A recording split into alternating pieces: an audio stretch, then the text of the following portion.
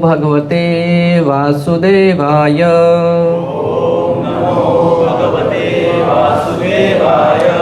ओम नमो भगवते वासुदेवाय।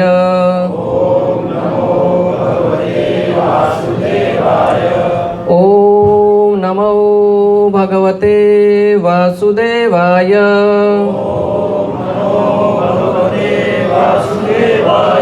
नारायणं नमस्कृत्यं नरं चैव नरोत्तमं देवीं सरस्वतीं व्यासं ततो जयम् उदीरये।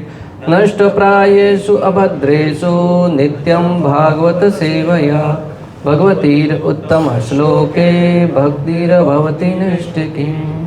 कृष्णाय वासुदेवाय देवकीनन्दनाय च नन्दगोपकुमाराय गोविन्दाय नमो नमः। नमो महावदन्याय कृष्णप्रेमप्रदायते कृष्णाय कृष्णचैतन्य नामने गौरविषये नमः। पंचतत्वात्मकं कृष्ण भक्तरूपस्वरूपकं भक्तावतारं भक्ताख्यं नमामि भक्तशक्तिकम्। ओम अज्ञानतिमिरान्धस्य ज्ञानाञ्जनशलाकया चक्षुरुन्मीलितं येन तस्मै श्रीगुरवे नमः। नमः ओम विष्णुपादाय कृष्णपृष्ठाय भूतले श्रीमते भक्तिवेदांत स्वामिनिति नामिने। नमस्ते सरस्वते देवे गौरवाणी प्रचारिणे निर्विशेष शून्यवादी पाश्चात्यदेशतारिणे। जय श्री कृष्ण चैतन्य प्रभु नित्यानंद श्री अद्वैत गदाधर श्रीवासादि गौर भक्तवृंद। हरे कृष्ण कृष्ण कृष्ण हरे हरे हरे राम राम राम हरे हरे। हरे कृष्ण कृष्ण कृष्ण हरे हरे हरे राम राम राम हरे हरे। हरे कृष्ण कृष्ण कृष्ण हरे हरे हरे राम राम राम हरे कृष्ण। तो आज एक दिवसीय साप्ताहिक प्रोग्राम में आप सभी का हार्दिक स्वागत है। आज का हमारा विषय रहेगा नवदा भक्ति। भक्ति तो हम सब करते ही हैं। किसी के भी पास जाओ, किसी न किसी की कोई ना कोई समस्या है। किसी को घुटनों में दर्द है, किसी को पेट में दर्द है, किसी को सर में दर्द है। कोई न कोई व्याधि बनी हुई है इस जगत में। और सबसे बड़ी व्याधि है जन्म मृत्यु जरा व्याधि। इस शारीरिक बीमारियों से मुक्त होने के लिए हम अनेक प्रकार की औषधि लेते हैं, अनेक प्रकार की दवाई लेते हैं, परंतु इस भवरोग की औषधि क्या है? इस जन्म मृत्यु जरा व्याधि से मुक्त कैसे हुआ जाए, या यूं कहा जाए कि भगवत प्राप्ति कैसे की जाए? भगवान श्री कृष्ण कहते हैं कि मां उपेत्य तु कौन्तेय पुनर्जन्म न विद्यते। अगर कोई व्यक्ति मेरे धाम में आ जाता है, मुझे प्राप्त कर लेता है, तो फिर उसे पुनः इस जगत में आना नहीं पड़ता। तो अभी प्रश्न ये उठता है कि उस भगवान को प्राप्त कैसे किया जाए, भगवान के धाम को कैसे प्राप्त किया जाए? मुंडे मुंडे मति भिन्ना। अलग अलग लोगों के मन में अलग अलग धारणाएं हैं, अलग अलग समाधान है, अलग अलग लोग अलग अलग परामर्श देते हैं। कोई कहता है कि तपस्या से भगवत प्राप्ति होगी,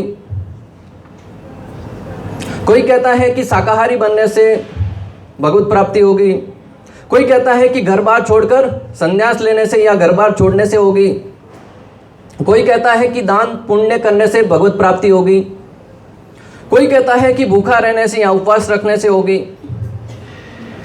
तो आचार्यगण यहाँ पर दृष्टि डालते हुए एक एक का निचोड़ निकालते हुए कहते हैं, अगर कोई कहता है कि तपस्या से भगवत प्राप्ति होगी, तो फिर पेड़ पौधों से अधिक तपस्या कौन कर रहा है? भले सर्दी हो, गर्मी हो, बारिश हो, एक ही स्थान पर एक ही परिवेश में खड़े रहकर उन सबको सहन करते हैं। मुझे समझाने की आवश्यकता नहीं है, हम सब उस परिवेश से आ रहे हैं जहाँ बाहर जाएंगे तो पेड़ पौधे ही नजर आते हैं। और उन इतने कष्ट सहन करके भी कभी भी शिकायत नहीं करते, ये सबसे बड़ी तपस्या है। दूसरा है, कोई कहता है शाकाहारी बनने से, तो शाकाहारी जीवों में बकरी है, हाथी है, बंदर है, ये सब तो शाकाहारी जीव हैं। अगर शाकाहारी बनने से भगवत प्राप्ति होती तो सबसे पहले इन पशुओं को, इन वन्य जीवों को भगवत प्राप्ति होनी चाहिए। अगर कोई कहता है घर बार छोड़ने से भगवत प्राप्ति होगी, तो जो लावारिस लोग हैं उन्होंने तो घर कई बार छोड़ चुके हैं, घर पर पुनः आते भी नहीं है, फिर उनको भगवत प्राप्ति होनी चाहिए। अगर कोई कहता है मात्र दान देने से भगवत प्राप्ति होगी, तो कर्ण जैसे दानियों का तो सबसे उत्तम नाम आता है, सबसे पहले नाम आता है, फिर उनको भगवत प्राप्ति होनी चाहिए। अगर कोई कहता है कि भूखा रहने से भगवत प्राप्ति होगी, तो गरीब तो कई बार भूखे सो जाते हैं, कई बार निर्जल कर देते हैं, कई बार सजला कर देते हैं, इस प्रकार का उपवास करते हैं, परंतु क्या उनको भगवत प्राप्ति हुई या होती है? नहीं। आचार्यों का मत है कि इस प्रकार के तपस्याओं से, इस प्रकार के व्रत से, इस प्रकार के घर बार छोड़ने से भगवत प्राप्ति नहीं होती। तो फिर प्रश्न उठता है कि भगवत प्राप्ति होगी कैसे? तो आचार्यगण परामर्श देते हैं कि भक्ति करने से ही भगवत प्राप्ति होगी, और भक्ति भी विधि के अनुसार होनी चाहिए, जिसे नवदा भक्ति कहते हैं।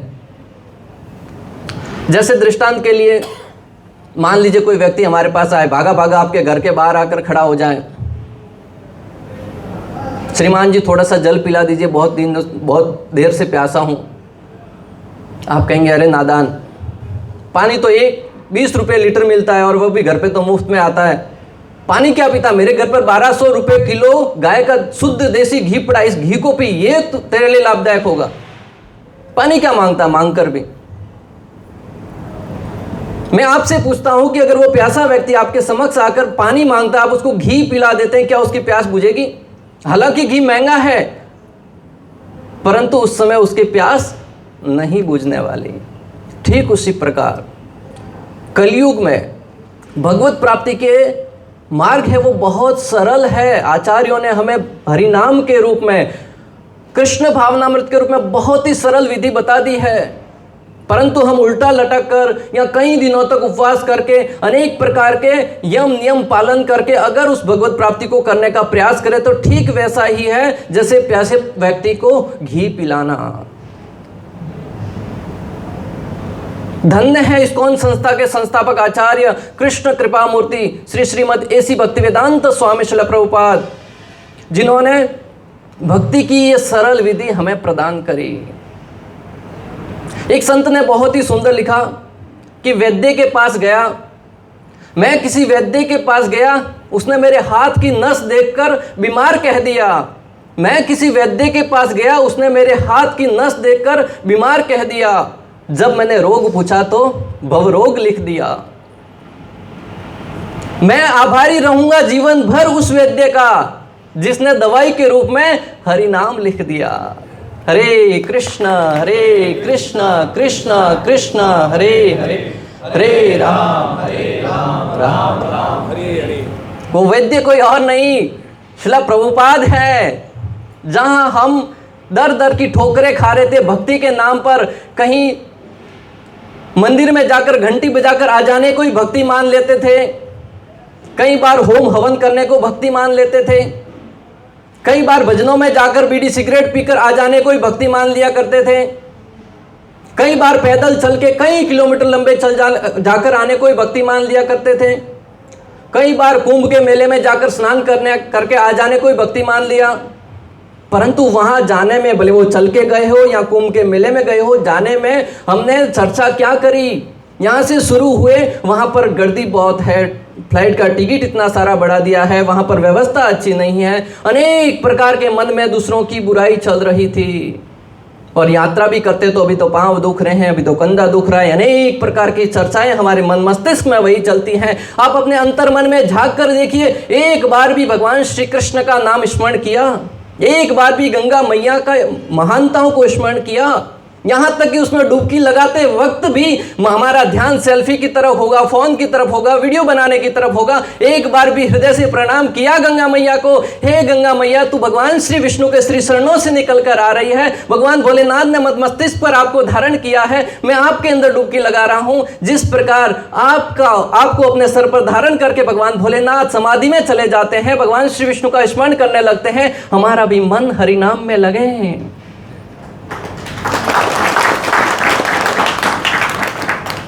तो फिर हम क्यों ना धन्यवाद दें श्रील प्रभुपाद जी को, जिन्होंने हमें हर समय, हर परिवेश में, हर परिस्थिति में कैसे भगवान का स्मरण किया जाए ये स्मरण दिलाया।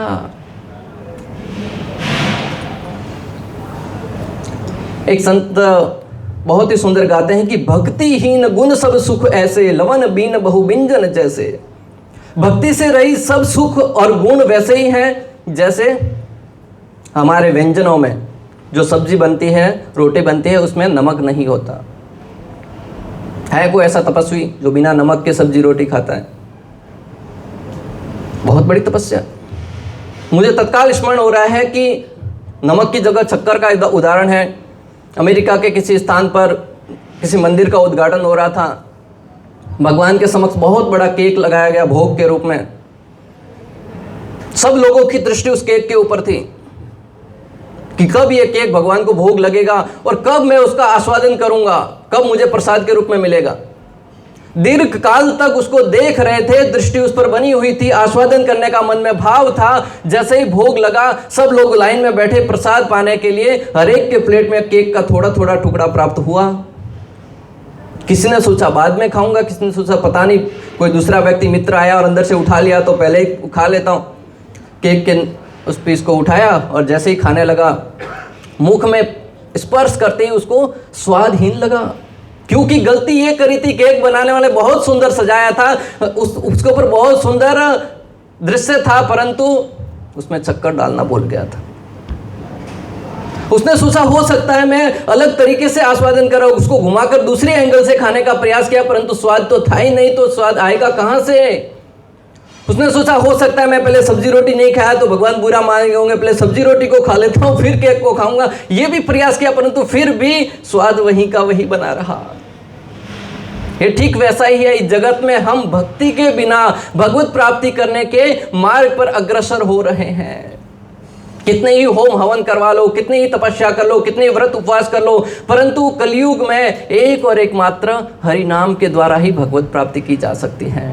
कलेर दोष निदे राजन अस्ति है एको महान गुण, कितना देव कृष्ण से मुक्त संग परम ब्रजे।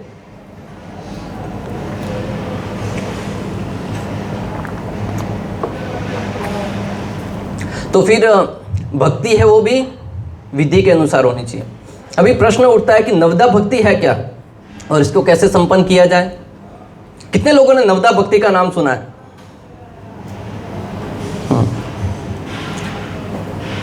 तो फिर ये सेशन बहुत महत्वपूर्ण है, क्योंकि नवदा भक्ति का नाम ही नहीं सुना है तो उसके विषय में सुनना तो बहुत महत्वपूर्ण है, क्योंकि हमें भक्ति के मार्ग पर अग्रसर होना है।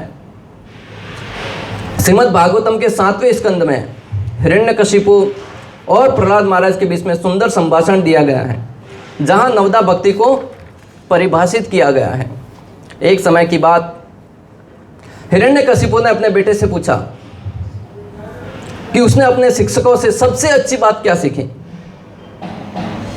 पिता अपने पुत्र से पूछ रहे हैं कि हे पुत्र, हे वत्स, तुमने गुरुकुल में, हम भी बच्चा स्कूल से आता है तो रास्ते में एक्टिवा लेके लेने जाते, रास्ते में पूछते हैं आज स्कूल में क्या सिखाया, आज क्या खाया, अनेक प्रकार की वार्तालाप होता है। तो ये नई बात नहीं है, पहले से चली आ रही। हिरण्यकशिपु ने भी अपने पुत्र से वही सीखा, वही पूछा कि आपने गुरुकुल में सबसे अच्छी बात क्या सीखी। तब प्रहलाद महाराज कहते हैं तत्साधुमन्य सुखर्युदेहिनां सदा समुद्विग्न धियां सहद्यात् हित्वात्मपातं गृहत अंधकूपं वनं गतो यद्माश्रितः। श्रीमद् भागवतम 7.5.5 में प्रहलाद महाराज कहते हैं कि हे असुरों के राजा, जहाँ तक मैंने अपने गुरु से सीखा है, कोई भी व्यक्ति जिसने अस्थायी यह गृहस्थ जीवन स्वीकार किया है वह निश्चित रूप से कौटुंबिक जीवन रूप में अंधकूप में गिरने के कारण चिंताग्रस्त है। मनुष्य को ऐसे जीवन को त्याग कर वृंदावन जाना चाहिए जहां केवल कृष्ण भावनामृत प्रचलित है। जो कोई गृहस्थ जीवन में प्रवेश किया है, साधारण भाषा में विवाह करके ग्रह गृहस्थी बसाई है, उस व्यक्ति को प्रहलाद महाराज कह रहे वो अंधकूप में गिरने के समान है। आप सब राजस्थान के परिवेश से आते हैं, कुएं को तो जानते ही होंगे, और कुएं में पानी आजकल है नहीं तो और अच्छे से जान सकते हैं। उसमें अंधेरा रहता है और अंधे कुएं में अगर कोई व्यक्ति गिरता है तो हड्डी पसली सब टूट जाती है। अगर जल होगा तो फिर भी बचने की संभावना बनी रहती है, परंतु अंधे कुएं में जहां पर जल ही नहीं है, अंदर अनेक प्रकार के प्राणी होंगे, सर्प होंगे, बिच्छू होंगे, अनेक प्रकार के वन्यजीव होंगे, वो अंदर अगर जाएंगे तो जीवन समाप्त कर देते हैं। वैसे ही जब हम गृहस्थ जीवन में प्रवेश किए हैं तो हमारी स्थिति वही बनी हुई है। कोई अलग इधर से कोई काट रहा है, बच्चों के स्कूल की फीस भरनी है, कि व्यवसाय में दुविधा आ रही है, कभी शादी में गांव जाना पड़ रहा है, किसी की मृत्यु होगी उसमें गांव जाना पड़ रहा है, बार बार कोई इधर जाना पड़ता है, कभी इधर जाना पड़ रहा है, कहाँ फोकस करे, ध्यान ही नहीं लगता। और उससे ऊपर कहते हैं भक्ति करो, 16 माला करना है। ये सारी की सारी समस्याएं हमें खाई जा रही है। प्रहलाद महाराज क्या परामर्श दे रहे हैं? वृंदावन जाना चाहिए। कितने लोग वृंदावन गए? कितने लोग नहीं गए वृंदावन? वृंदावन जाने से अभिप्राय क्या? श्रील प्रभुपाद जी का पुनः धन्यवाद देना चाहूंगा कि वृंदावन जाकर भी अगर आपका ध्यान मुंबई में लगा रहता है, अपने व्यवसाय में बना रहता है, रील्स बनाने में लगा रहता है, वो मुंबई वृंदावन जाना सफल नहीं है। अगर कोई व्यक्ति राधा गोपीनाथ जी में बैठकर, अपने घर पर बैठकर वृंदावन का स्मरण करता है, भगवान श्री कृष्ण के दिव्य नामों का जप करता है, हरे कृष्ण कृष्ण कृष्ण हरे हरे, हरे राम राम राम हरे। और श्रील प्रभुपाद जी ने इतनी सुंदर व्यवस्था कर रखी है, हमारे घर के निकट में इतना सुंदर धाम बना के रखा है, जहां पर वृंदावन गार्डन भी है, और थोड़ा सा दूर 125 किलोमीटर जाएंगे तो गोवर्धन इको विलेज, वहां पर सुंदर वृंदावन धाम बना रखा है। उस स्थानों पर भ्रमण करके हम उन स्थानों की महत्वता को सुने, भगवान श्री कृष्ण की दिव्य लीलाओं के विषय में श्रवण करें, ये वृंदावन धाम में जाना सार्थक सिद्ध होगा। इतना सुनते ही हिरण्यकशिपु क्रोधित हो गया, अपने पुत्र को गोदी से उठाकर बाहर फेंक दिया, और उनके गुरुजन है संड और अमर, उन दोनों को कहा कि पुनः इसको ध्यान रखते हुए अच्छे से प्रशिक्षण दो कि सही मार्गदर्शन क्या है। जब वो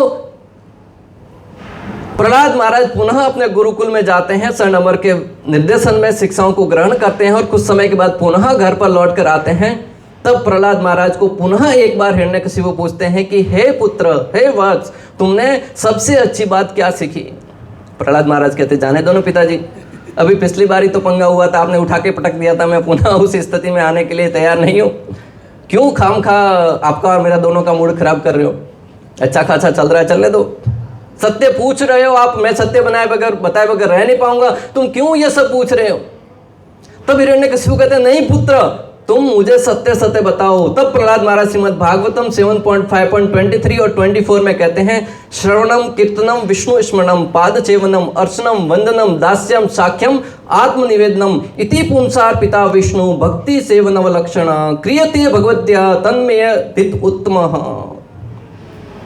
प्रहलाद महाराज कहते हैं कि भगवान श्री विष्णु के बारे में सुनना, कीर्तन करना, स्मरण करना, शरण कमलों की सेवा करना, पूजा करना, प्रार्थना करना, सेवक बनना, दोस्त बनना और सर्वस्व समर्पित करना, जिसने अपना जीवन इन 9 विधियों के माध्यम से भगवान श्री कृष्ण की सेवा में समर्पित कर दिया है, उसे सबसे अधिक विद्वान माना जाना चाहिए, क्योंकि उसने पूर्ण ज्ञान प्राप्त कर लिया है। यह है नवदा भक्ति। 9 विधियों द्वारा भगवान श्री कृष्ण की पूजा करना, भगवान श्री विष्णु की सेवा करना। प्रथम विधि क्या है? श्रवण। श्रवण के द्वारा किसने भगवत प्राप्ति करी? परीक्षित महाराज ने। दूसरा है कीर्तन। कीर्तन के द्वारा किसने भगवत प्राप्ति करी? सुखदेव गोस्वामी। सुखदेव गोस्वामी गा रहे थे, परीक्षित महाराज सुन रहे थे। तीसरा है स्मरण। स्मरण के द्वारा प्रहलाद महाराज, जिनकी हम चर्चा कर रहे थे। चौथा है पाद सेवनम। पाद सेवनम चरणों की सेवा के द्वारा लक्ष्मी जी ने। पांचवा है अर्चनम। अर्चनम के द्वारा पृथु महाराज ने। छठा है वंदनम। वंदनम वंदना करके अक्रूर जी ने। सातवां है दास्य। दास्य के आचार्य हैं हनुमान जी। आठवां है साख्य। सखा के रूप में अर्जुन ने। नौवां है आत्मनिवेदनम और उसके आचार्य हैं बलि महाराज। अभी हम एक एक करके विस्तार से सुनेंगे कि इन विधियों को कैसे संपन्न किया जाए। मुझे नहीं लगता कि 9 की 9 विधि आज संपन्न होगी, पहली श्रवण भी हो जाए तो बहुत अच्छी बात है। प्रथम है श्रवणम। भगवान की लीला, कथा, महत्व, गुण और शक्ति आदि का परम श्रद्धा सहित अतृप्त मन से निरंतर सुनना। अभी यहाँ पर बैठे तो हैं, कई लोगों का ध्यान प्रसाद की ओर होगा, कई लोगों फ़ोन में कुछ टाइम देख रहे होंगे, कभी टाइम पूरा होगा, कई लोगों का मन कहीं ना कहीं घूम रहा होगा, कई लोग संडे को कहीं जाने की तैयारी कर रहे होंगे। परंतु यहाँ पर लिखा हुआ है मात्र सुनना नहीं, एकाग्रचित्त भाव से, अतृप्त मन से बार बार सुनने का भाव जागृत हो, उसे कहते हैं श्रवण। तो सुनने का प्रक्रिया वहां से प्रारंभ होता है। श्रवण सबसे महत्वपूर्ण है। जब हम भगवान के विषय में सुनते हैं तो बाकी विधि भी स्वतः कार्यान्वित होती हैं। जैसे कोई रानी मक्खी जिस स्थान पर जाती है, बाकी सारी मक्खी वहां पर उसके पीछे पीछे हो लेती है और पूरा का पूरा शहद का सत्ता है वो वहीं पर स्थापित हो जाता है। जहां श्री कृष्ण जाते हैं बाकी सखा भी वहीं चले जाते हैं। जैसे जहां श्रीमती राधा रानी जाती है बाकी सारी गोपियां वहां चली जाती हैं। उसी प्रकार श्रवण अच्छे से करेंगे तो बाकी विधि भी करने की प्रेरणा मिलती है। यहाँ यूं कहा जाए कि श्रवण की विधि बाकी सारी विधियों को आकर्षित करने वाली है, तो इसमें कोई अतिशयोक्ति नहीं होगी। यहाँ तक कि स्वयं भगवान श्री कृष्ण को भी आकर्षित करने वाली है श्रवण की विधि। आप कहेंगे कोई दृष्टांत है? तत्काल स्मरण हो रहा है जगन्नाथ जी का जीता जागता स्वरूप। एक समय की बात, द्वारका में बैठकर भगवान श्री कृष्ण की 16,108 पटरानियां विचार कर रही थी कि रात रात भर श्री कृष्ण रोते रहते हैं। किसके विरह में रो रहे हैं? जिसके पास धन धान्य से परिपूर्ण नगरी है, समस्त ऐश्वर्यों से परिपूर्ण है, ऐश्वर्य से, समग्र से, वीर से, श्रेय, ज्ञान, वैराग्य से एवं भक्त इति गणा। जिसके पास संपूर्ण मात्रा में ज्ञान है, संपूर्ण मात्रा में वैराग्य है, संपूर्ण मात्रा में सौंदर्य है, संपूर्ण मात्रा में त्याग है, संपूर्ण मात्रा में बल है, सारे के सारे ऐश्वर्य संपूर्ण मात्रा में, उस व्यक्ति को क्या चाहिए भला? फिर क्यों रो रहे हैं ये रात रात भर?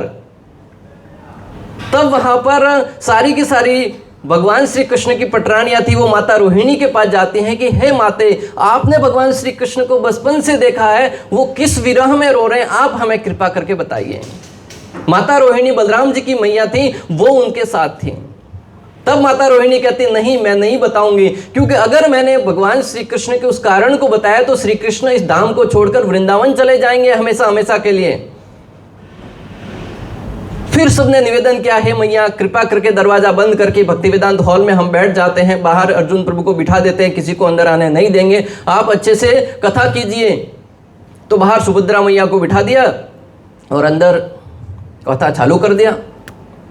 माता रोहिणी साक्षात जिन्होंने श्री कृष्ण के बाल्यकाल की लीलाओं को अपनी आंखों से देखा है, वो उस रस का आस्वादन करवा रही है। आप विचार कर सकते हैं उस रस में क्या मिठास रही होगी, उस रस में क्या आनंद रहा होगा, उस रस में क्या दिव्यता रही होगी। हम अन्यों से सुना है और उसको अपनी बुद्धि से समझाए, उसको बता रहे, उसमें इतना आनंद आ रहा है। तो साक्षात जगत जननी माता रोहिणी ने भगवान श्री कृष्ण को बाल्यकाल की सारी लीलाओं को देखा, वो बता रहे क्या आनंद से अद्भुत हो रही होगी वो लीलाएं। सारी की सारी भगवान की पटरानियां उस कथा को सुनने में मंत्रमुग्ध हो गई। उनको नवदा भक्ति सुनने की जरूरत नहीं कि श्रवण कैसे करना है, एकाग्रचित्त होकर उस कथा को सुनने लगे। भगवान श्री कृष्ण का सिद्धांत, न अहम तिष्ठामि वैकुंठे योगी नाम हृदयेषु मद भक्त यत्र गायन्ति तत्र तिष्ठामि नारद। जहां पर मेरे भक्त मेरे विषय में आदान प्रदान करते हैं, लीला श्रवण करते हैं, वहां मैं स्वतः आ जाता हूं। श्री कृष्ण और बलराम भागे दौड़े चले आए, कोई तो मेरे विषय में गा रहा है, परंतु आकर देखा तो कूपन बटना बंद हो गया था, दरवाजा बंद हो गया था। सुभद्रा मैया से पूछा क्या बात है बहना, अंदर क्या चल रहा है? माता स्वभाव की बोली होती है। दृष्टांत आप समझ सकते हैं। अगर आपने देखा होगा चिट्ठी है ना, एक अगर जा रही है तो दूसरी चिट्ठी रास्ते में मिलती है, उसको बता के जाते हैं उस कमरे में, उस माले पर, उस किचन में, उस डब्बे में चक्कर रखी हुई, वहां से उठाकर लेके आ जाओ। और मकोड़ा पुरुष का स्वभाव, जिस डब्बे में बैठा है अकेला बैठा रहता है, किसी को बताता नहीं अपने व्यापार की या कोई भी बात दूसरों को बताता नहीं। माता स्वभाव की बोली बोलती है कि अंदर तुम्हारी कथा चल रही है परंतु मैं तुम्हें अंदर जाने नहीं दूंगा, नहीं दूंगी। अभी कृष्ण क्या रोकने से रुकने वाले, अलग थ्योरी उन्होंने निकाल दी। सुभद्रा मैया से कहते हैं कोई बात नहीं, अंदर नहीं जाने दो चलेगा, हम तुमको भी आमंत्रित करते हैं, काम करो तुम भी मेरे साथ आ जाओ, हम खिड़की से तो सुन सकते हैं ना, जैसे यहाँ पर जूम से सुन रहे लोग। गोपीनाथ जी में एंट्री नहीं मिला, प्रसाद नहीं मिलेगा, और क्या ज्यादा ज्यादा हम जूम से तो सुन सकते हैं ना, तो खिड़की से तो देख सकते हैं। ठीक है, खिड़की से जैसे झांकने लगे मैं पहले ही बता रहा था कि माता रोहिणी बचपन की बाल्यकाल की उनकी लीलाओं को बता रही थी, कैसे कृष्ण माखन चोरी कर रहे हैं, कैसे माता यशोदा ने उनको रस्सी से बांधा है, कैसे गोपियों के साथ आदान प्रदान कर रहे हैं। उसकी एक झलक आचार्यगण वैराग्य के एक संत ने बहुत ही सुंदर कहा, एक बार एक गोपी यमुना के किनारे खड़ी है, श्री कृष्ण को रिझाने के लिए बार बार पानी का घड़ा भर रही है और वापस खाली कर रही है। कृष्ण जानबूझकर उसकी तरफ देख ही नहीं रहे, वो बार बार घड़े को भर रही है, पुनः खाली कर रही है। ऐसा प्रक्रिया एक बार नहीं, 2 बार नहीं, 10 बार नहीं, 50 बार कर चुकी। तब कृष्ण कहते हैं, अरे बावली, तुझे घर नहीं जाना है क्या? तुझे और कुछ काम नहीं है क्या? बार बार घड़े को भर रही है, खाली कर रही है। तब वो गोपी कहती है, अरे तुझे क्या जाता है, तेरे बाप का क्या जाता है, मैं बार बार करूं, मेरा घड़ा, मैं यमुना मैया का जल मैं अपने स्वयं से कर रही हूं, तुझे क्या परेशानी है? कृष्ण भी कोई कम थोड़े ही थे। अरे मैं यहाँ के राजा का बेटा हूं, मुझे प्रजा का ध्यान रखना पड़ता है, कौन क्या पर कब समय पर जा रहा है, कहीं नहीं जा रहा। कल उठ के कुछ तुम्हारे साथ अनहोनी हो गई तो लोग तो मेरे ऊपर प्रश्न उठाएंगे ना कि सरकार क्या कर रही थी। कल न्यूज में तो यही हेडलाइन बनेगी कि सरकार निकम्मी है, सरकार को बदल दो। तो मैं अपने पिता का पुत्र होने के नाते मेरी जिम्मेदारी बनती है। तब भगवान श्री कृष्ण क्या करते, उसके घड़े को उठाकर साइड में रख देते। तब गोपी अवसर देकर उसकी मुरली को छुड़ा लेती है। श्री कृष्ण का सबसे बड़ा धन था उसकी बाछुरी, उसकी मुरली। कृष्ण हाथ जोड़ रहे हैं, पांव पड़ रहे हैं, अरे मेरी मुरली लौटा दो। गोपी कहती नहीं, अभी तुम एक काम करो, इस घड़े को धोकर उसको पानी से भरकर मेरे सर पर रखो, तब मैं तुम्हें मुरली दूंगी। एक कृष्ण साधारण से वेशभूषा के रूप में, एक साधारण से व्यक्ति के रूप में जल को भर रहे हैं, गले को। बोले अच्छे से नहीं धोया, इसको वापस से धो। फिर से धोते हैं, फिर से घड़े को भर के वापस उस गोपी के सर पर रखने जाते। बोले नहीं, मेरे सर पे नहीं, तुम्हारे सर पे रखो और घर तक छोड़ने आप। कृष्ण बोलते अरे इतना भी क्या जुल्म किया मैंने, मेरी भी इज्जत है इस समाज में, और नंद बाबा का छोरा हूं, यहाँ पर तुम मुझे इस प्रकार लेके जाओगे तो लोग क्या कहेंगे, ये स्त्री लंपट इस प्रकार की हरकतें कर रहा है। इस प्रकार की लीलाओं का रसास्वादन करवा रही है माता रोहिणी। और श्री कृष्ण बलराम जी उस लीला को सुनकर उनको अष्ट सात्विक विकार होने लगते हैं, उनका शरीर पिघलने लगता है और उनको देखते ही देखते जगन्नाथ, बलदेव और सुभद्रा मैया के रूप में वो परिवर्तित हो जाते हैं। इतने में नारद मुनि का आगमन हो जाता है। नारायण नारायण। संतों और भगवान का ऐसा परिवेश है कि जब प्रकट होते तो कुछ दिए बगैर नहीं जाते। भगवान ने कहा नारद मुनि तुम इस परिवेश में आए हो, मैं सबसे प्रसन्न हूं, तुम मांगो, क्या मांगना चाहते हो। हम होते तो कुछ अपने वैभव की, अपने काम की वस्तु मांग लेते, कोई धन मांगता, कोई वैभव, कोई ऐश्वर्य, कोई गाड़ी बंगला, अनेक प्रकार के हम मांगे सामने रख देते। परंतु नारद मुनि, संतों का स्वभाव जब कुछ मांगते भी हैं तो जगत के कल्याण के लिए मांगते हैं। उन्होंने कहा कि आपका ये स्वरूप जगन्नाथ, बलदेव और सुभद्रा मैया के रूप में स्वरूप है, वो जगत के लिए प्रकट हो, यही मेरी कामना है। हालांकि जगन्नाथ जी के प्रकट होने के 2 और कारण हैं, परंतु मुख्य कारण यह रहा कि जब नारद मुनि ने कहा तो भगवान श्री कृष्ण ने कहा कि ब्रह्मा जी के आधे समय के बाद मैं इस पृथ्वी लोक पर प्रकट होऊंगा। जो आज हम हर जगह जगन्नाथ जी की रथ यात्रा देखते हैं, जगन्नाथ जी के इस दिव्य स्वरूप को देखते हैं, वो स्वरूप नारद मुनि की कृपा से हम सबको प्राप्त हुआ और श्रील प्रभुपाद जी की कृपा से हम सब के जीवन में ये संपन्न हुआ कि हम उस जगन्नाथ जी की सेवा कर पा रहे हैं, उनके दर्शन कर पा रहे हैं।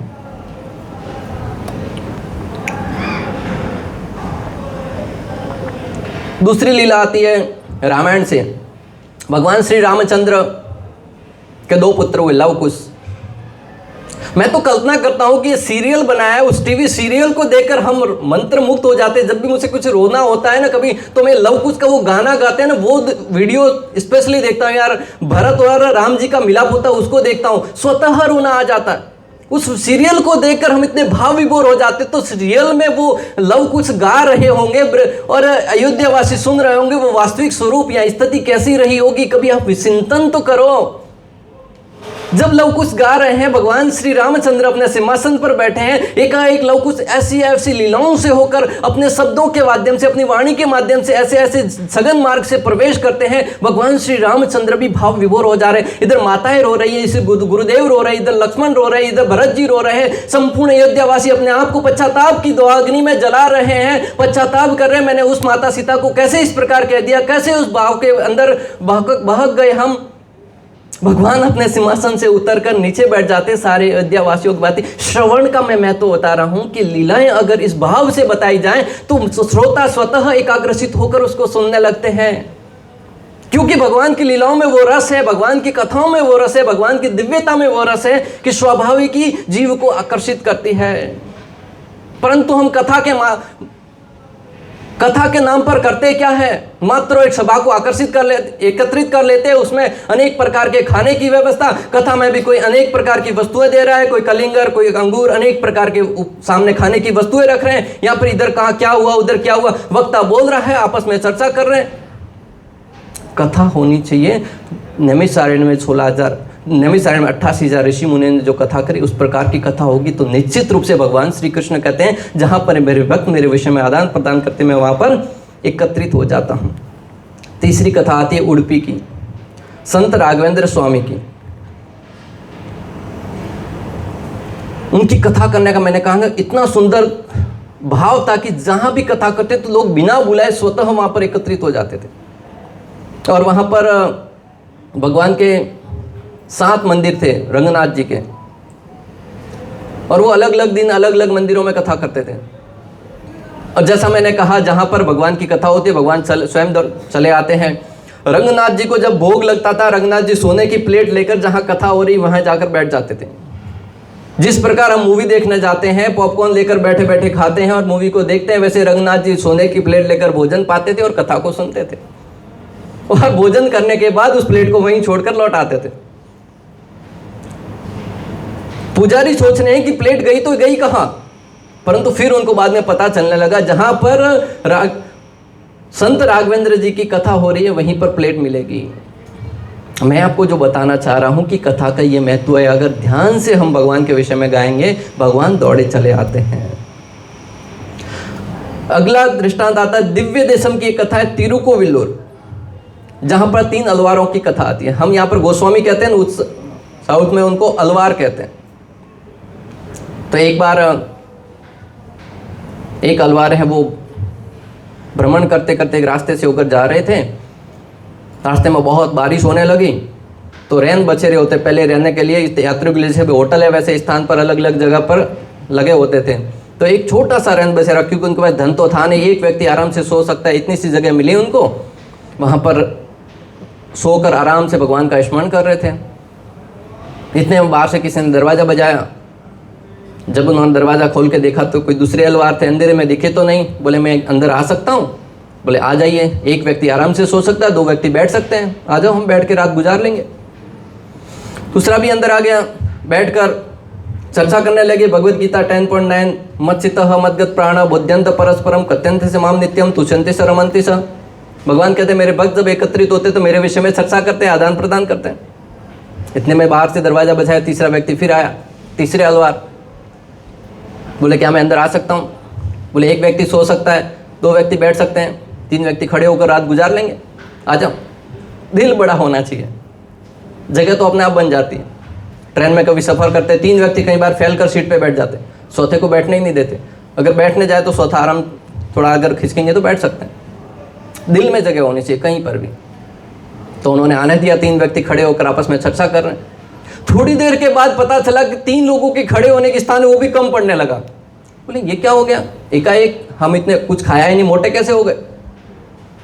एकाएक बिजली चमकी, थोड़ा था उजाला हुआ तो देखा कि बाजू में एक काला व्यक्ति खड़ा है।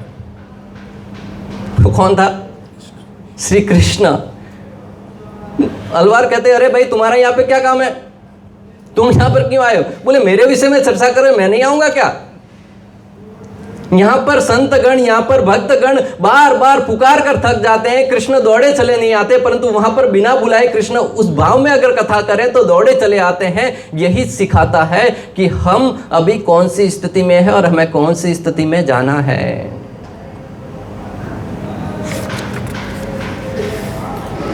तो यहाँ पर यूं मोटा मोटा यूं कहा जाए तो भगवान श्री कृष्ण अपने बारे में सुनने के लिए हमेशा लालायित रहते हैं। एक और कथा आती है नाम पिलाई की।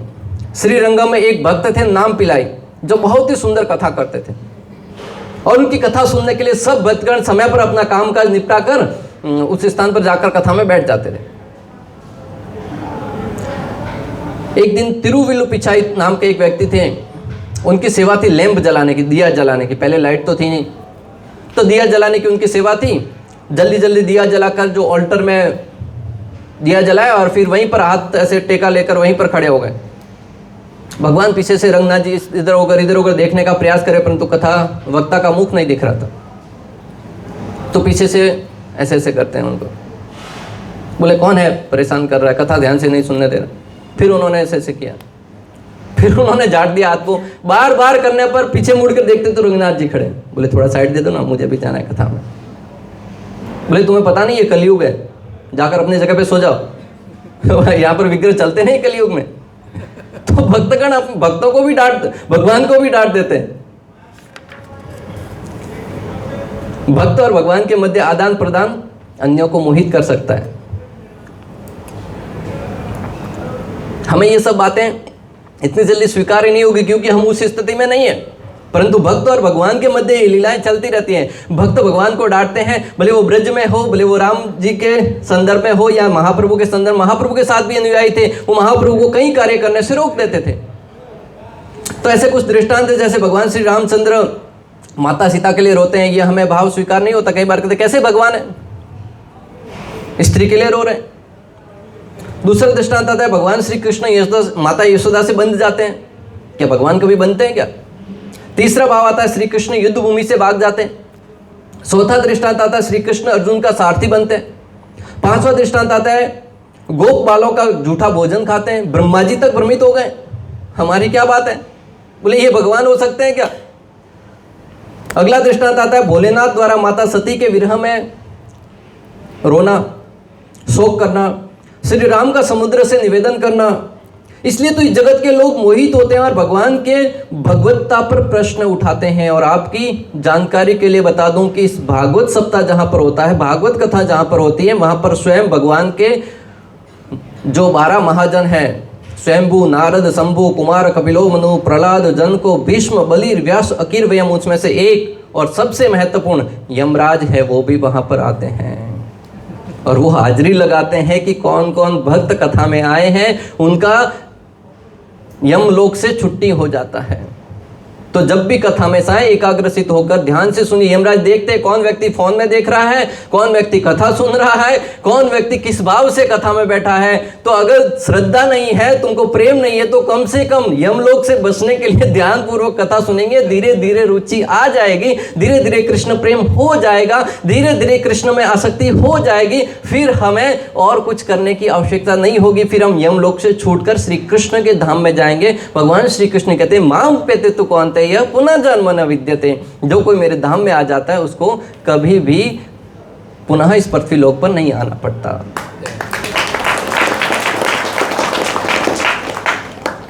श्रीमद् भागवतम 3.25.25 में कहा गया है, शुद्ध भक्तों की संगति में भगवान की लीलाओं और कार्यों की चर्चा कानों और हृदय को बहुत ही सुख और संतुष्टि देने वाली है। इस प्रकार के ज्ञान को विकसित करके मनुष्य धीरे धीरे मुक्ति के मार्ग पर आगे बढ़ता है। भगवान के प्रति आकर्षण होता है, तब वास्तविक भक्ति और भक्ति सेवा शुरू होती है। हरे कृष्ण कृष्ण कृष्ण हरे हरे, हरे राम राम राम हरे हरे। जगत के प्रपंचों को सुनने में इतना रस क्यों लेते हैं लोग? जहाँ रस से भरी हुई कृष्ण की कथा विद्यमान है, भले वो YouTube में हो, भले वो कहीं पर भी हमें आसानी से मिल रही है, फिर इस जगत के प्रपंचों में हमारी इतनी रुचि क्यों लगती है? क्योंकि हमारे अनर्थ हमारे सर पर तांडव कर रहे हैं और हमारी रुचि है वो भगवत कथा में नहीं लग पाती है।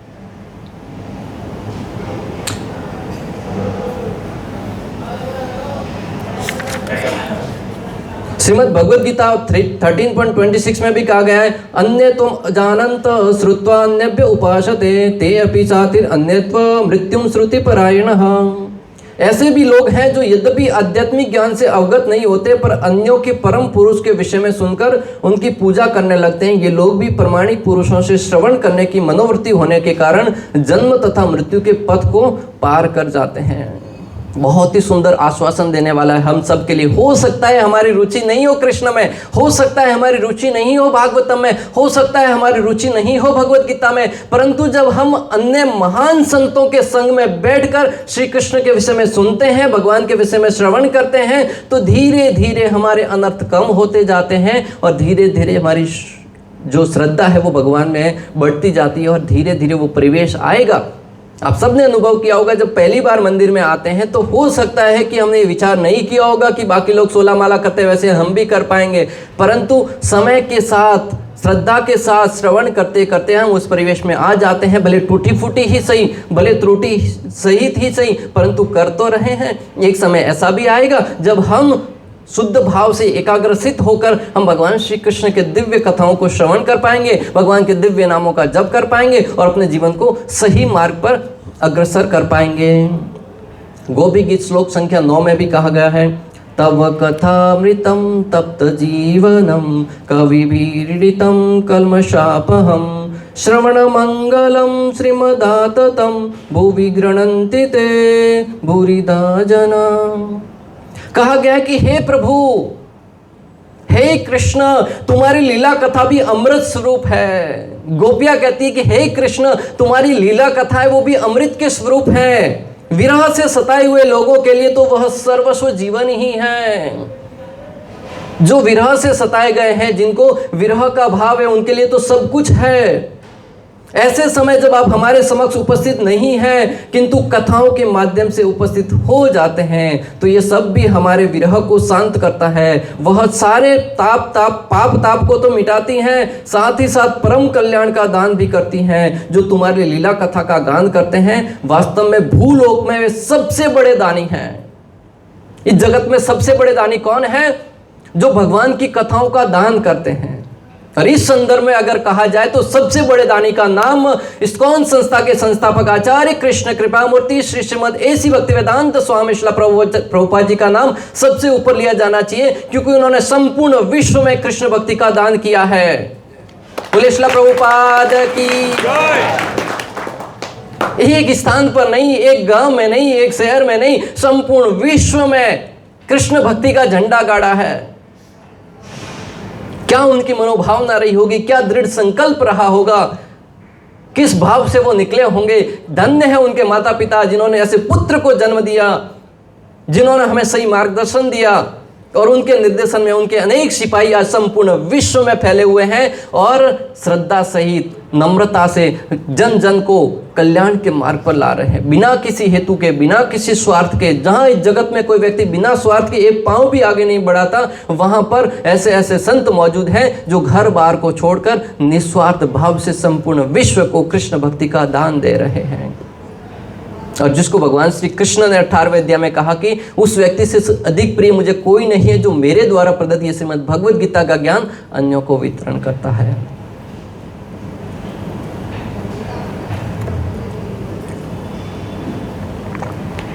पाँच 10 मिनट और है तो अगला कीर्तन भी शुरू कर देते हैं।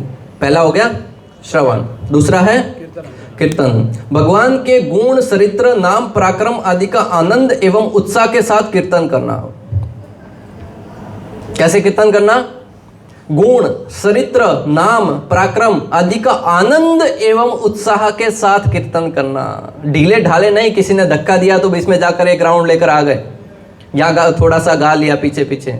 उत्साह के साथ, आनंद के साथ, मन में वो भाव हो कि मैं कृष्ण को पुकार रहा हूं, जैसे गोपियां श्री कृष्ण को पुकारती थी, जैसे माता सीता भगवान श्री रामचंद्र को पुकारते थे। उस भाव से अगर हम पुकारेंगे, जैसे मीराबाई श्री कृष्ण को पुकारती थी, जैसे श्रील प्रभुपाद अपनी प्रार्थना में श्री कृष्ण को पुकारते हैं, उस भाव से अगर हम श्री कृष्ण के नामों को गाएंगे, उनके पराक्रम को गाएंगे, उनकी लीलाओं को गाएंगे, उनके कार्यों की सराहना करेंगे, तो निश्चित रूप से भगवान श्री कृष्ण आकर्षित होंगे। सुखदेव गोस्वामी ने श्रीमद् भागवतम कथा कही, तभी कोई पैसे लेकर कथा शुरू नहीं करी थी। बैठ गए और इतना भाव विभोर होकर कथा करने लगे। 7 दिन 7 रात तक बिना कुछ खाए। परीक्षित महाराज का तो कहते हैं कि वो बिना कुछ खाए बिना कुछ सुनते रहे, परंतु यहाँ पर यह भी हमारे सामने दृष्टांत आता है कि सुखदेव गोस्वामी तो बिना कुछ खाए बिना कुछ बोले बिना कुछ पिए बोल रहे थे ना। तो कीर्तन का भाव भी वैसा होना चाहिए भक्तों।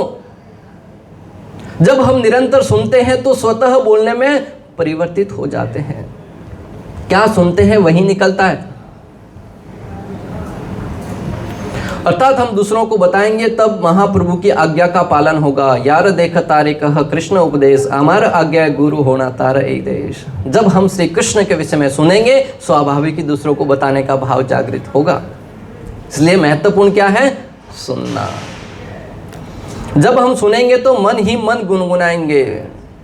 जब सुनेंगे तो कोई भजन सुन लिया, कोई गाना सुन लिया तो मन ही मन गुनगुनाते ना। माताएं कई बार भोजन बनाते समय मन ही मन गुनगुनाती है, कई मारवाड़ी गीतों का गायन करती है। तो वैसे कृष्ण के विषय में सुनेंगे तो कृष्ण की लीलाओं का गुणगान होगा। माता यशोदा जब बिलोना कर रही थी तब भी उनके हाथों की चूड़ियां वो टकरा रही थी, वो करताल का काम कर रही थी, मुख से कृष्ण की कीर्तन कृष्ण के विषय में गा रही थी और अनेक प्रकार के कीर्तन का बहुत ही सुंदर राग उत्पन्न हो रहा था। जैसे पानी की बाल्टी भरने पर पानी बाहर गिरता है, वैसे ही हम भी अधिक सुनेंगे तो निरंतर सुनेंगे तो बोलने की उत्कंठा जागृत होगी। इस संदर्भ में आचार्यगण कहते हैं कि जब हम निरंतर सुनते हैं तो स्वतः बोलने की भावना जागृत होती है। सामान्यतः देखा जाता है कि अगर इस जगत की कोई भी बात हम सुनते हैं तो दूसरों को बताए बगैर नहीं रह सकते। कोई घटना घटती है तो हम क्या कहते हैं? सिर्फ मैं तुमको बता रहा हूँ, किसी और को मत बताना। मैं दूसरों को बता दूंगा अलग बात है, तुम किसी को मत बताना। सबके पास जाकर यही कहते हैं मैं सिर्फ तुमको बता रहा हूँ। और यही भाव कृष्ण के विषय में अगर बोलने का आ जाए तो निश्चित रूप से हमारा जीवन कल्याण हो जाएगा। इस संदर्भ में रघुनाथ भट्ट गोस्वामी ने कई पुस्तक, रघुनाथ भट्ट एक दृष्टांत आता है कि रघुनाथ भट्ट गोस्वामी ने कोई पुस्तक नहीं लिखी, परंतु उनका कथा सुनने का भाव, यह वो कथा करते थे तब इतना मंत्रमुग्ध होकर कथा करते थे कि गाय बछड़े भी स्तब्ध हो जाते थे, पत्थर भी पिघलने लगते थे। मनुष्यों का तो क्या कहना, वन्य जीव वो भी स्तब्ध होकर उस कथा को सुनते थे। हवाएं भी रुक जाती थी, पशु पक्षी भी मग्न होकर सुनने लगते थे। एक बार कथा चल रही थी तब मग्न होकर सब कथा सुन रहे थे। वहीं पर रूप गोस्वामी एक आसन पर बैठकर कथा सुन रहे थे। तब वहाँ पर साउथ से एक भक्त आते हैं और वो देखते हैं कि कथा करने वाले की आंखें बंद हैं, कथा सुनने वालों की आंखें बंद हैं। क्या सब सो गए हैं क्या? और इतना भाव विभोर होकर वो कथा कर रहे थे, सब ऐसा लग रहा था जैसे समाधि में चले गए हैं। तब वो एक एक को पूछ रहे हैं कि वो व्यक्ति आसन पर क्यों बैठा, क्योंकि रूप गोस्वामी है वो आसन पर बैठे थे, वरिष्ठ थे तो उनको आसन दिया गया था। कथा अच्छी चल रही, उससे कोई लेना नहीं, वो व्यक्ति ऊपर क्यों बैठा, ये सबको समस्या। कहीं समाज का भी प्रोग्राम होता है, स्वयं नीचे बैठे हैं, कोई व्यक्ति ऊपर स्टेज पर बैठा है, ये व्यक्ति स्टेज पर क्या कर रहा है? अरे तुम जिस काम के लिए आए उस काम को निपटाओ ना, उससे क्या लेना देना, वो वहां कर क्यों बैठा है? एक एक को हिलाकर पूछ रहा है वो व्यक्ति ऊपर क्यों बैठा है। जब किसी ने जवाब नहीं दिया तो स्वयं चलकर रूप गोस्वामी के पास चले गए, भाई साहब आप ऊपर क्यों बैठे? रूप गोस्वामी तो स्वयं समाधि में थे। तो उन्होंने नाक पर हाथ रखा, ये जिंदा भी है कि नहीं? एक रुई लिया और उसके नाकों के अंदर डाल दिया, बोले शायद ये जिंदा नहीं है, और रुई हिल भी नहीं रहा था। कथा में इतने मग्न हो गए थे। अगर श्रवण की स्थिति मैं आपको बताऊं तो इस स्थिति पर आ जाएं कि जब ध्यान से, तो पाव पलटना तो दूर की बात है, अलती पलती को पलटना दूर की बात है, ऐसा लगना चाहिए कि हम अचेत बैठे हुए हैं।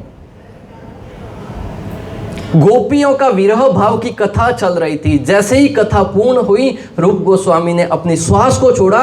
वो तप्त दावा अग्नि में इतनी उनकी श्वास तप्त हो गई, गर्म हो गई कि उनके नाकों से जब वो हवा निकली, वो रुई है वो जलकर भस्म हो गई।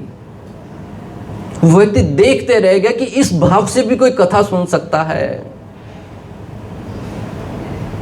और ये उत्कंठा ऐसा नहीं कि एक दिन में हो जाएगा, कल हम भी ऐसा कथा सुनेंगे कि नाकों में रुई लगाकर जैसे ही कहा छोड़ेंगे आग लगनी चाहिए तो हम कथा में नहीं। शुरू से शुरुआत कीजिए, पहली सीढ़ी से प्रारंभ कीजिए। कई बार गिरेंगे फिर उठना है, कई बार गिरेंगे लगेगी फिर उठना है, और हमें इस भाव से आगे बढ़ते रहना है कि एक दिन हम होंगे कामयाब। रूप गोस्वामी के कदमों पर चलते हुए, उनके बताए गए मार्ग पर चलते हुए रूप गोस्वामी ने तो लिखा कि कृष्ण नाम में कितना अमृत छिपा हुआ है। तुंडे तांडविनी रतिम वितनुते तुंडावली लब्धये कर्ण करोड़ कडम्बिनी घटियते कर्णार्बदेभ्योष्प्रहम शेतः प्रांगण संगिनी वीज्यते सर्वेन्द्रियाणाम कृति नो जाने जनिता किए बधिर्मृता कृष्णेति वर्णम द्वि। कृष्ण नाम में कितना अमृत छिपा हुआ है मैं नहीं जानता या नहीं बता पा रहा हूं, ये रूप गोस्वामी कहते हैं। तुंडे तांडविनी रतिम वितनुते तुंडावली लब्धये, जब मैं कृष्ण नाम का उच्चारण करता हूं मेरी जिह्वा पर तांडव करता हुआ प्रतीत होता है कोई ऐसा व्यक्ति जो मुख को बंद करके कृष्ण नाम उच्चारण करके बताए? प्रयास करके देख लो। कृष्ण नाम उच्चारण करने के लिए जिह्वा को तांडव कराना पड़ेगा।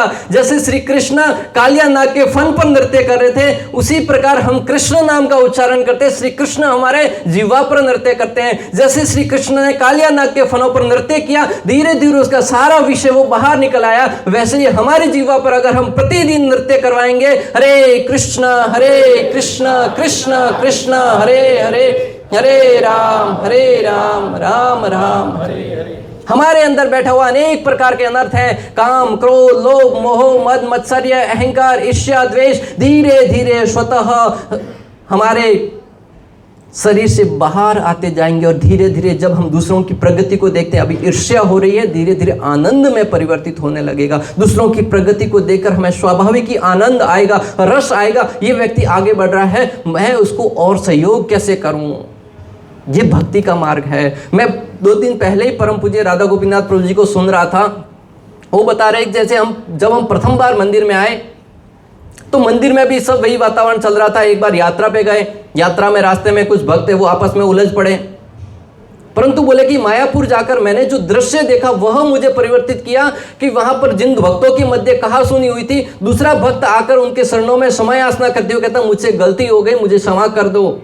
ये बात समाज से अलग देखने को मिली मुझे यहाँ पर। नहीं तो लोग कई जन्मों तक बात नहीं करते, मैं जीवन भर तुमसे बात नहीं करूंगा, तुमने मुझे ऐसा कह दिया, तुम्हारी शादी में नहीं आऊंगा, तुम्हारी मृत्यु पे नहीं आऊंगा, इस प्रकार का प्रण लेकर बैठ जाते हैं।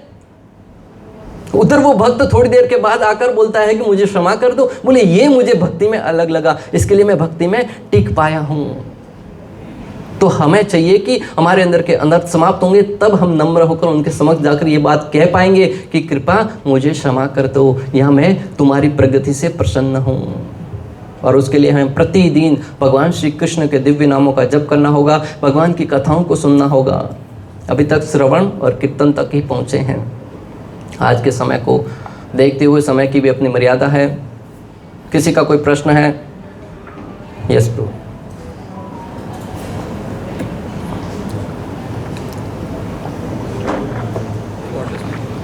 माइक है प्रभु एक्स्ट्रा?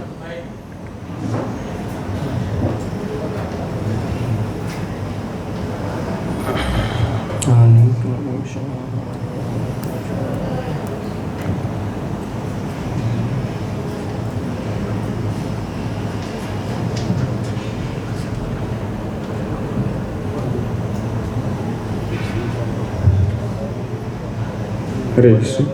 हरे कृष्ण। हरे कृष्णा प्रभु जी। हरे कृष्ण। मेरा प्रश्न ये है कि आपके साथ कोई ऐसी कोई लीला या घटना कोई हुई जिससे आपको आकर्षित कर दिया भगवान ने, और एक दो ऐसी कोई छोटी मोटी घटना भगवान की लीला आपके साथ कोई हुई हो, वो एक शेयर कीजिए। Thank you. मैं शुरू में भी इसमें टाल दिया था, दृष्टांत बोलने वाला था, फिर मैंने कहा ना, मैंने टाल दिया था, बोला कि अपने बारे में क्या बताना, परंतु उन्होंने पूछा है तो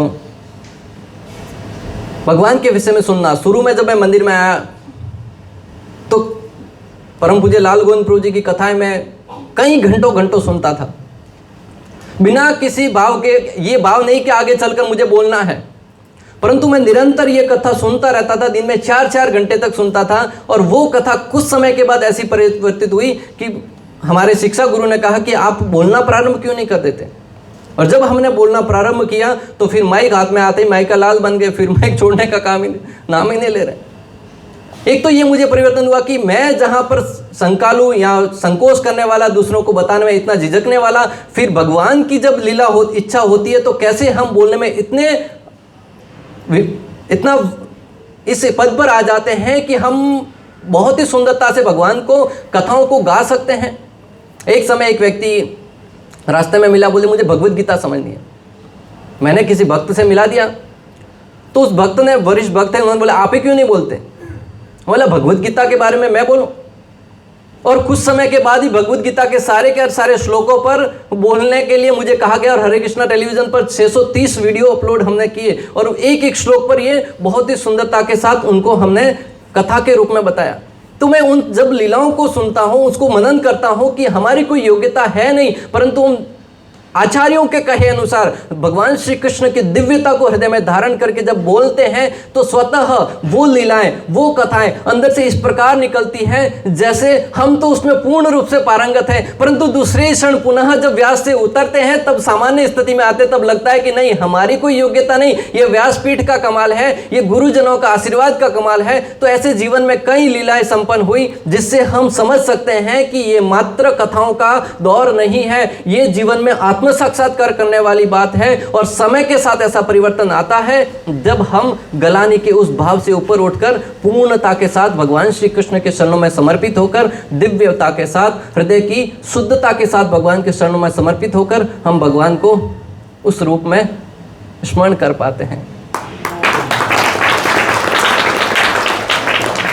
एक बार और ऊपर गोपीनाथ जी के मंदिर में बैठे थे, एक भक्त पूजा कर, मैं एकदम पीछे बैठा था, तो जो वो फूल था वो ऑफर कर रहे थे, उन्होंने तो कितना सुंदर फूल ऑफर करे, और वही फूल उन्होंने भोग भगवान के शरणों में रखकर एक भक्त को कहा कि उसको दे के आओ, वो फूल लाकर सीधा मेरे को दिए।